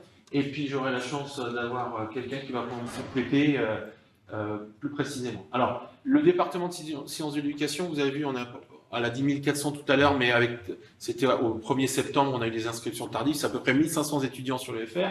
Et nous, entre le master, la licence et le master, nous, c'est 275 étudiants qu'il y a dans ce département de sciences de l'éducation. Et on a associé un laboratoire de recherche parce qu'on est une dizaine d'enseignants chercheurs en sciences de l'éducation. On est associé au CREAD, qui est un centre de recherche sur l'éducation et les apprentissages. Il faut savoir que les enseignants-chercheurs ont moitié de leur temps en enseignement et moitié de leur temps sur la question de la recherche. Alors, comme je vous l'ai dit, il y a 3 parcours donc, en sciences de l'éducation. Un parcours commun, stable sciences de l'éducation, avec parcours école et enseignement et parcours éducation et formation. Et puis un parcours spécifique PPPE, parcours préparatoire au professorat des écoles, bilingue français-breton. Alors, je ne reviens pas là-dessus sur cette construction progressive. Le parcours école-enseignement, comme je vous ai dit, plutôt professeur des écoles et conseiller principal d'éducation. Je fais rapide parce que là-dessus, j'ai déjà tout dit. Le parcours éducation et formation, tout ce qui est formation pour adultes, l'animation, le social et le médico-social. Donc c'est extrêmement large. Je ne reviens pas là-dessus non plus, je suis un peu rapide. Le parcours PPPE, donc c'est vraiment là un parcours très spécifique qu'on a ouvert en 2022 et qui, j'appelle ça un parcours qui est lié à un parcours de territoire. C'est-à-dire que c'est vraiment, on répond à une demande entre guillemets sociale du développement des classes dont tu as parlé, des classes bilingues français-breton dans le 1er degré. Il y a des accords entre État et région qui font qu'à un moment donné, on a une augmentation du nombre d'ouvertures, si vous suivez un petit peu la presse, de classes bilingues. Et il y a la nécessité de former les professeurs des écoles à la fois à l'enseignement et l'apprentissage de la langue bretonne, mais aussi devenir professeur des écoles. Donc on a plein d'objectifs. C'est pour ça qu'ils ont plein de travail. Donc, ça prépare clairement à une licence de sciences de l'éducation. Mais les étudiants qui auront suivi ce parcours auront ce qu'on appelle un supplément au diplôme, parce qu'on leur fera passer une épreuve en breton à la fin de la licence, qui leur permettra d'avoir une licence de sciences de l'éducation, avec un supplément au diplôme, validant leurs compétences dans la langue bretonne. Ils ont des stages, comme ça nous a été dit tout à l'heure. Alors le stage de mobilité internationale, on y travaille parce qu'en PPPE, c'est un petit peu compliqué. Monsieur Larvol, l'enseignant qui s'occupe aussi de ce parcours avec moi, on réfléchit parce qu'on veut à la fois qu'ils aient un niveau en breton et comme elle l'a dit très justement, ils découvrent. Donc si on les amène un semestre ou une année à l'étranger, comment quid de l'enseignement du breton? Donc c'est à toute situation, il y a des difficultés, on va essayer de trouver des solutions. L'idée, c'est qu'ils aillent vers le master MEF, métier de l'éducation et de la formation. Alors, bilingue français-breton dans le meilleur des cas, mais on ne pourra pas leur mettre un pistolet sur la tête pour les obliger. Ils auront le choix de rester en bilingue ou en monolingue. Alors, on espère que la licence les poussera, comme toi, à aller en bilingue. Mais voilà. Il est proposé à Brest, comme je vous ai dit, en partenariat avec le lycée de l'Iroise. Alors pourquoi le lycée de l'Iroise? Parce qu'en fait, le lycée de l'Iroise, c'est le pôle breton de Brest. Donc il y a des enseignants en arts plastiques, en maths et en histoire géo qui assurent leur matière à la fois dans leur discipline, bien sûr, et en breton. Donc c'est le pôle breton, et donc c'était pour nous un moyen aussi d'utiliser des moyens humains, professionnels et de qualité pour accompagner cette formation. Comme on l'a dit, il est ouvert aux monolingues et aux bilingues. Donc si vous n'avez jamais parlé breton de votre vie, vous pouvez quand même venir, la porte est ouverte et c'est un maximum d'étudiants. Par contre, il ne faut pas être éloigné de cette idée de culture bretonne. On a des gens qui font partie de Bagad, qui dansaient dans des cercles celtiques, ou qui ont une appétence aussi pour ce genre de choses. Puis il faut quand même aimer apprendre des langues. Enfin, si vous aimez apprendre l'anglais ou l'espagnol, enfin d'autres langues, si vous êtes un peu fâché avec les langues, ce ne sera pas mieux en breton. Ouais, c'est pour ça que tout à l'heure, j'ai dit que sur les critères pour entrer en PPPE, on a tout un pôle où on regarde les notes des étudiants en langue pour voir leur appétence, parce qu'on se dit que si on aime apprendre une langue, on sera capable plus rapidement d'apprendre une langue régionale, en l'occurrence le breton. Comme vous l'avez dit tout à l'heure, Julie Graal, donc 50 places en sciences de l'éducation. Donc il y a 2 vœux pour rentrer dans le parcours des parcours de sciences de l'éducation et de la formation. Le vœu sciences de l'éducation et de la formation de Brest avec 50 places et le vœu PPPE avec 30 places depuis l'année dernière. Il y en avait 25 jusqu'à il y a 2 ans. Maintenant on ouvre à 30. On prend du poids. Alors, petit historique sur cette licence de sciences de l'éducation. Alors, on est tout jeune, hein, parce que pour moi, 8 ans, c'est pas beaucoup. On est tout jeune, hein, parce que la fac de STAPS, à l'époque, date de 1996, donc vous voyez, c'est beaucoup plus ancien. Et maintenant, depuis 2017, on a intégré un département de sciences de l'éducation. Et comme l'a dit Julie Graal tout à l'heure, c'est la seule université en France qui associe sciences de l'éducation et sciences du sport. La plupart du temps, les sciences de l'éducation sont souvent en fac de sciences humaines et sociales, à la fac de lettres. Pourquoi? Parce que vous voyez que la place du corps dans les apprentissages était extrêmement importante. La question de l'intervention est extrêmement importante. Et qui dit intervention dit avec des publics divers, dans des lieux divers, sur des supports divers. Donc nous, c'est extrêmement important là-dessus. Alors vous voyez qu'en 2017, quand on a ouvert, on avait 50 places et on a eu 14 candidats sur Parcoursup. Bon, ben, on a pris les 14. Et l'année dernière, on avait 650 candidats. Et je viens de regarder Parcoursup ce matin pour voir où on en était. Il y a 730 candidats cette année pour cette chose-là. Alors, je vois certains yeux, je préfère dire comme on sait. Alors, l'année dernière, il y avait 60 places qu'on avait augmenté, mais là, on a rediminué à 50 places. Il faut toujours regarder le rang du dernier prix. Parce qu'en fait, avec Parcoursup, tout le monde candidate à tout. Donc, le but, c'est de regarder le dernier qui a été pris. Donc là c'était 510e, alors c'est parce qu'il y avait 60 places, mais j'ai envie de dire que quand vous regardez le jour du 3 ou 4 juin, je ne sais plus quels sont les résultats, si vous êtes 200, 250e, il y a un maximum de chances pour que vous soyez pris. À la rentrée 2024, c'était à la rentrée, oui, 2024, il y en avait 60 étudiants en L1 SE, 41 étudiants en L2 SE et 50 étudiants en L3 SE. Alors pourquoi cette diminution ici? Alors, parce que déjà on avait moins d'étudiants, on n'en avait que 50 l'année passée, et il y a une difficulté aussi à passer avec cette histoire de tronc commun. Donc il ne faut pas le cacher, c'est une difficulté de passer de première à deuxième année, ça demande du travail, c'est pas parce qu'on est rentré en première année que le cursus se déroule comme celui-là. Donc la particularité de la licence, elle est dispensée donc à la faculté des sciences du sport et de l'éducation, comme je l'ai dit, une dimension accordée au corps et aux théories de l'activité. Donc un tronc commun, une spécialisation progressive, des stages en L2 en EPS, c'est-à-dire que les premiers stages que vous allez faire, n'importe quel parcours vous allez choisir, école et enseignement ou éducation et formation, ça sera des stages en école avec des interventions en EPS. Et puis après, 2 parcours à partir du S4, comme j'ai dit tout à l'heure, école, enseignement, éducation et formation. Tout ça, je ne reviens pas là-dessus sur les éléments d'appréciation des vœux, toute l'importance des notes, de la fiche à venir, les expériences. Alors, souvent, j'ai des questions concernant la lettre de motivation. J'ai pas mon BAFA, est-ce que... L'idée pour nous, c'est de voir quelles sont vos implications, c'est-à-dire si vous avez été délégué, si vous avez fait partie du conseil de la vie étudiante, non, du lycéen, pardon, si toutes les activités que vous avez pu faire, si vous faites partie d'un club sportif, d'un autre club, toutes vos activités. Tout ça, ça montre aussi votre engagement et votre capacité à intervenir avec des publics différents. Donc, comme j'ai dit tout à l'heure, la singularité du parcours est importante. Et puis, n'hésitez pas à parler de « je viens là parce que j'ai une envie de, j'aimerais bien devenir enseignant, j'aimerais bien faire de la formation d'adulte, j'aimerais bien être animateur dans une MPT ». Ça vous montre aussi que vous n'êtes pas venu là, comme je dis tout à l'heure, parce que vous avez eu de la lumière. Donc tout ça, je vous ai dit, tous les éléments d'appréciation avec les notes qu'on met dans différents paniers selon vos bacs. On a des gens qui sont en bac généraux, des gens qui sont en bac pro, qui sont en bac technique. On ne vous cache pas que par rapport au bac pro et au bac technique, on demande des notes qui soient plus élevées en termes de moyenne par rapport aux bacs généraux.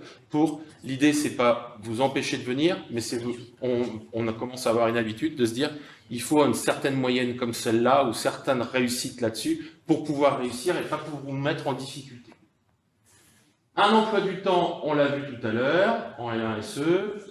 Et, alors je ne vais pas vous passer la vidéo, mais si vous allez sur le site de l'université, vous tapez UBO FSSE, vous allez arriver directement sur le site et il y a un endroit où c'est marqué formation et vous pouvez avoir accès au site de sciences d'éducation et de la formation et vous verrez différentes vidéos où des étudiants parlent de leur formation, que ce soit en PPPE ou en sciences de l'éducation. Le parcours PPPE dont je vous ai parlé tout à l'heure, toutes les mêmes compétences qui sont attendues, mais comme on l'a dit clairement, les compétences dans les langues, on ne vous demande pas de parler breton, par contre on vous demande d'être à l'aise avec l'apprentissage des langues pour pouvoir découvrir une nouvelle langue et vous y impliquer le plus fortement possible. Comme tu l'as dit tout à l'heure, en première année, vous allez vous retrouver à avoir des enseignements à l'université, en sciences d'éducation et de la formation si vous faites le parcours PPPE, mais aussi des enseignements au lycée autour de toutes les disciplines de l'école. Maths, français, sciences, anglais, histoire, EPS, langue vivante.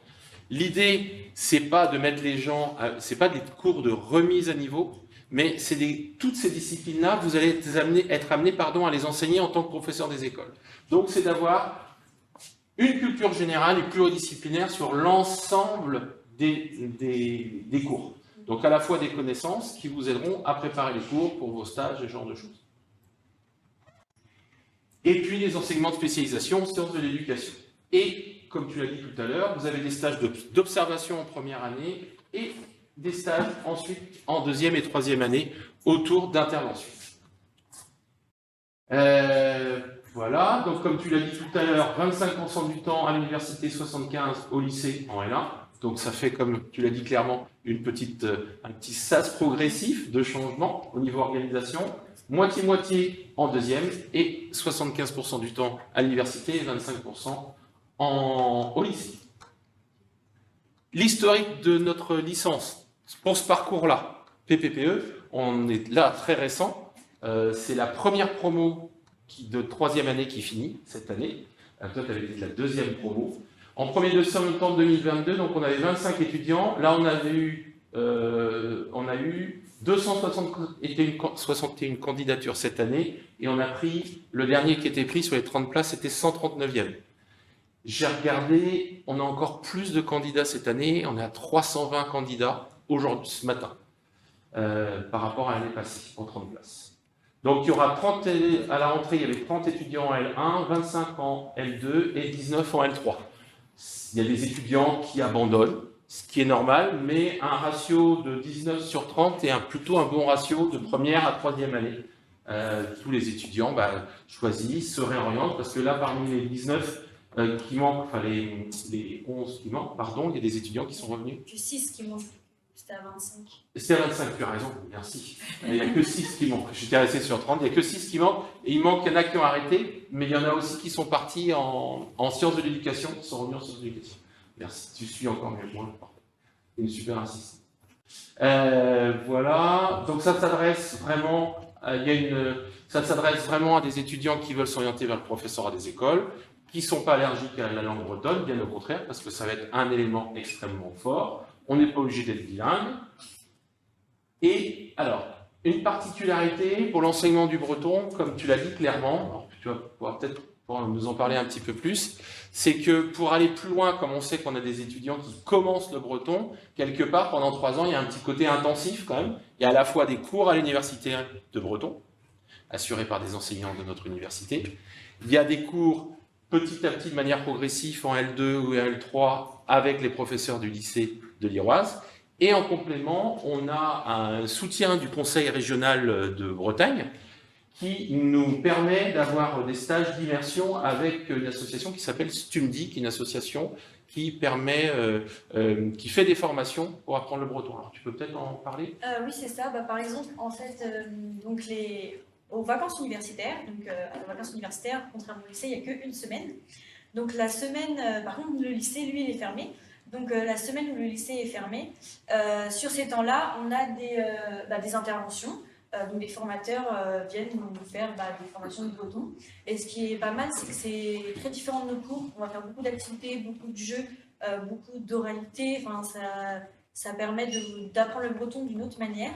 Et c'est vrai que c'est des semaines qui sont assez intensives. Donc quand on rentre chez nous, en général, on est bien fatigué. Mais on fait un bond en avant en breton. Et là, ce qui est bien pour nous cette année, c'est qu'on va faire un stage aussi, vraiment un stage immersif pendant une semaine non-stop en breton. Et pareil pour faire des coups de boost. Et donc en fait, il y a tous ces moments. Donc, au niveau dans la semaine, en L1, vous avez à peu près 5 heures de breton. C'est à peu près pareil, c'est un petit peu moins pour la L2, pour la L3, sauf que vous avez tout ce qui va être histoire, géo, mathématiques et un petit peu l'art plastique qui sont faits en breton. Parce que les professeurs, donc, comme l'a dit M. Pojant, parlent breton. Et il y a aussi tous les moments de stage, donc du vendredi après-midi, qui sont des moments où, pareil, ça va être des moments boost pour le breton, parce que vous parlez en breton avec votre professeur, vous parlez en breton avec les élèves. Et tous ces moments-là font que petit à petit, on apprend de plus en plus le breton, et c'est bien. Puis après, faut aussi être investi, il ne faut pas hésiter à, si vous connaissez des grands-parents qui parlent breton, il ne faut pas hésiter d'aller leur parler breton, parce que eux, ils ont le vrai breton, alors que nous, on apprend le breton un peu de l'école, et il ne faut pas perdre cette culture-là. Et puis tu leur fais plaisir de manière intergénérationnelle. Oui, voilà. Donc tu as dit tout ça, donc c'est parfait. Les modalités de stage, donc en L1, stage d'observation. En L2, stage de pratique accompagnée, c'est-à-dire que vous êtes par 2 ou par 3, que 2, Nous, c'est 2. Que c'est 2, donc c'est 2, avec un tuteur et un tutrice, donc c'est-à-dire que c'est une enseignante de classe, et c'est nous qui vous trouvons les classes avec des conventions, et en L3, pareil. Voilà, ça je vais rapidement. Alors voilà ce que ça peut donner par rapport aux heures des cours au lycée. Donc en première année, vous avez 20 heures de votre temps au lycée, avec, vous voyez, 4h30 de maths, 4h30 de maths, 1h30 de philo, 1h30 de PS, 1h30 d'histoire, 1h30 de sciences techno, 1h30 de langue, 1h30 d'art. Et il y a un temps d'accompagnement individualisé au niveau du lycée, il y a un accompagnement autour des méthodes et ce genre de choses. Donc vous voyez, et comme tu l'as dit tout à l'heure, il y a un côté progressif. En deuxième année, c'est 13h30 et en troisième année, c'est plus, entre guillemets, que 6h45 au lycée. Alors vous n'avez pas des cours de 45 minutes, on a fait des associations où plutôt sur une période, vous allez avoir tel type de matière et sur une autre période, tel type d'autres matières. Voilà un calendrier d'année. Donc on a parlé de la semaine de pré-rentrée tout à l'heure, le début des cours. Donc ça c'est un calendrier pour PPPE. Comme tu nous l'as dit tout à l'heure, à la Toussaint, quand vous êtes au lycée, vous avez 2 semaines. Ici, vous n'avez plus qu'une semaine entre guillemets qui est en rose. Et l'autre semaine, ça sera à la fois les cours à la fac et STUMDI. Vous avez les stages en école, vous avez aussi encore du STUMDI ici, et du STUMDI ici, et avant le stage en école. Donc vous voyez, c'est intensif, et une année complète. Et voilà un emploi du temps, où ici vous êtes à l'université, université. Donc en L1, vous avez 3 demi-journées à l'université, et le reste du temps, vous êtes au lycée. En L2, c'est à peu près la moitié, et inversement, en L3, ça sera 3 demi-journées au lycée et le reste à l'université. Et quand vous venez à l'université, et ben voilà les cours qu'ont les PPPE. Ça, c'est les cours enseigner, éduquer en milieu scolaire, animer et former, prendre en compte. C'est les cours, par exemple, du premier semestre en sciences de l'éducation. Et le cours ici, construire des méthodes pédagogiques, c'est le seul cours que les PPPE ont dans le tronc commun avec STAPS, SE et vous. Voilà. De la même manière, si vous êtes intéressé, vous verrez sur le site, il y a une petite vidéo où des étudiants de PPPE parlent de leur licence. C'est aussi très intéressant, même comme le témoignage qui nous est donné ce soir. Alors, je reviens là rapidement, et puis après je vous montrerai les débouchés, et puis après ça sera fini. Je répondrai à quelques questions si vous en avez encore. Vraiment l'idée de se spécialiser tout au long de la licence. Ça, c'est pour vraiment sciences de l'éducation en général. Comme je vous l'ai dit, la majorité d'étudiants qui arrivent en L1 désirent s'orienter vers le concours de professeur des écoles.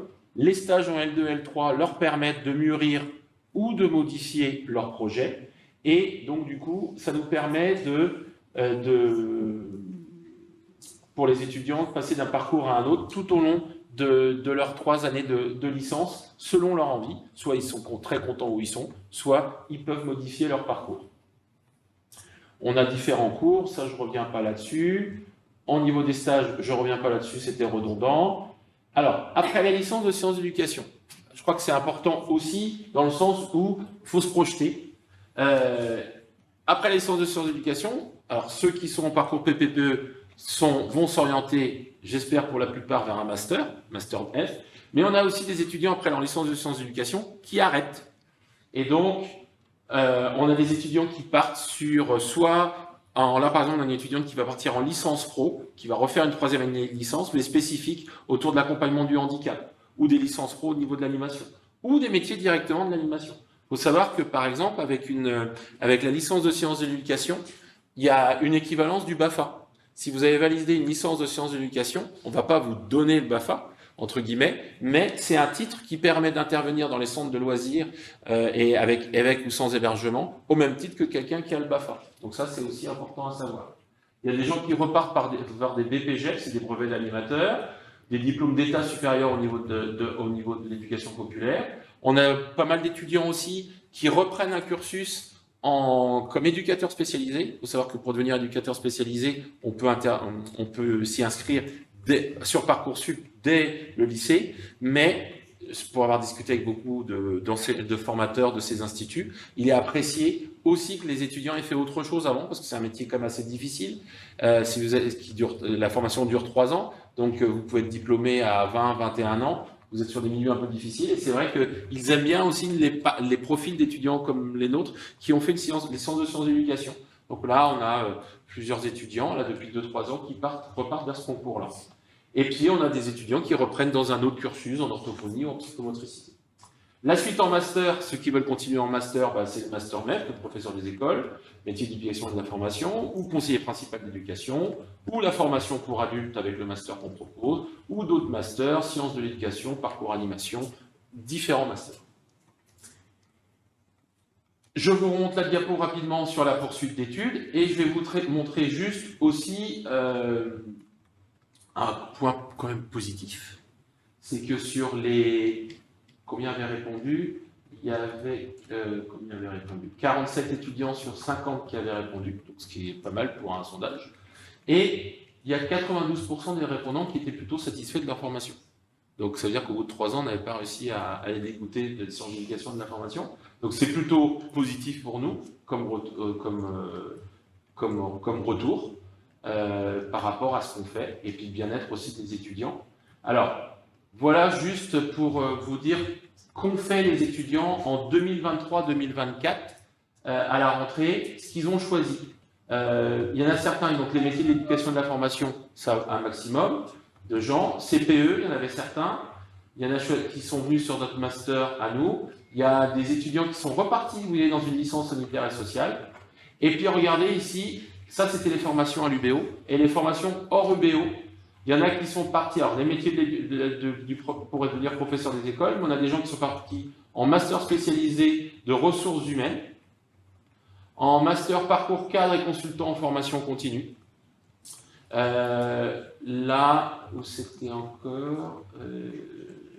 il y en a qui sont partis sur des formations de master MEF aux Antilles ou autres. Vous voyez, une pluralité de gens par rapport à ce qu'on propose au niveau de formation.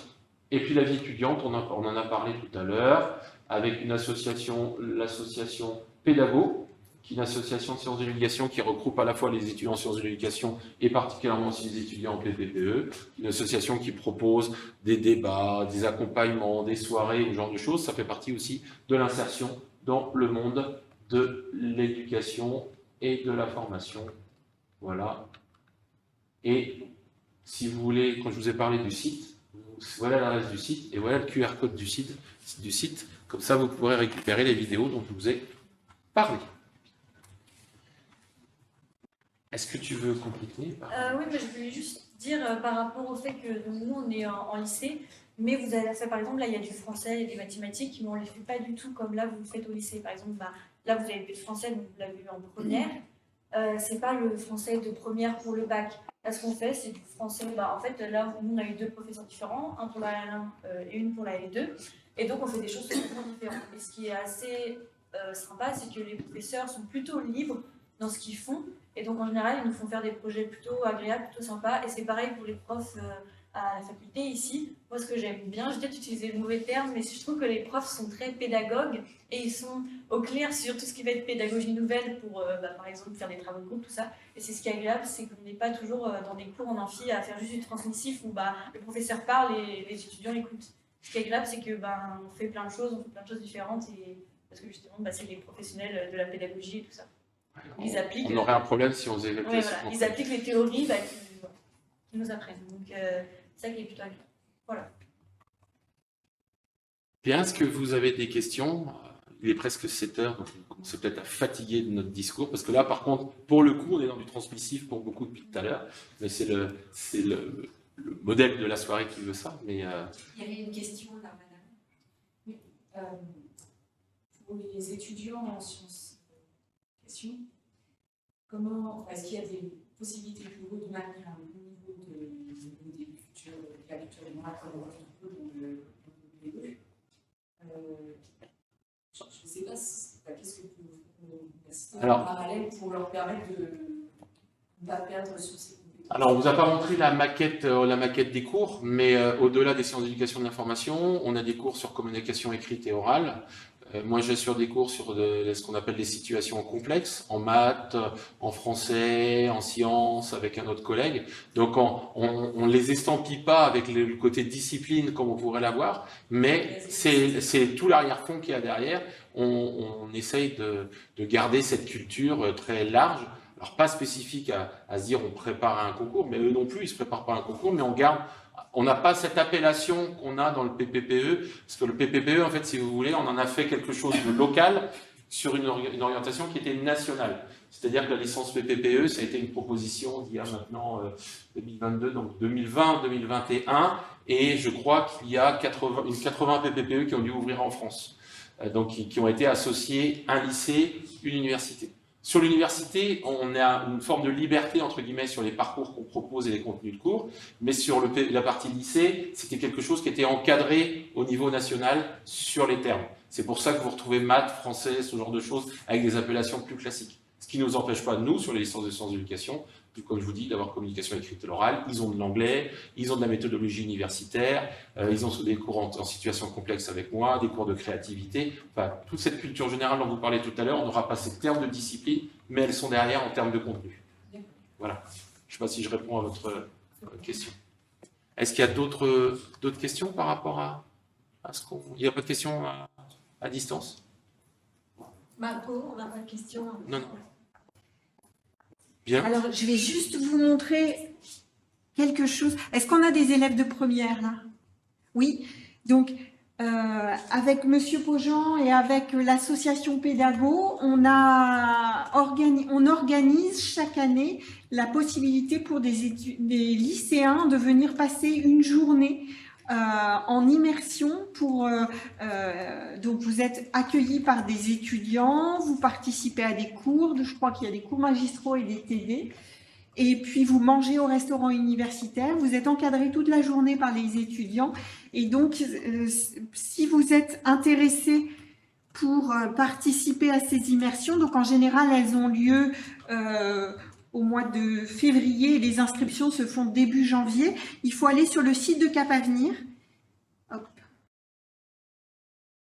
Dans la rubrique lycéen, Et là, vous avez immersion individuelle. Et donc, les inscriptions se font là si vous êtes intéressé.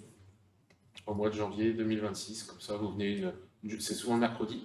Comme ça vous permet de ne pas amputer tellement sur vos temps de lycée.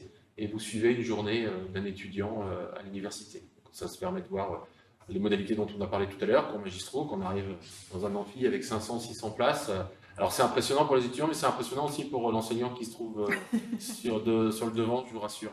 Voilà. Et puis de ce que c'est, l'organisation, c'est vrai que vous voyez là, alors on est un peu dans les travaux là, à cause du tram, mais bon ça c'est très brestois. Mais vous voyez là, le site est éclaté, il y a une bibliothèque universitaire, notre université, les cours sont plutôt vers ici, le restaurant est plus loin, la BU à un endroit, donc ça vous permet aussi dans une journée de vous immerger et de vous projeter sur l'année qui suit. Voilà. C'est bon pour vous ?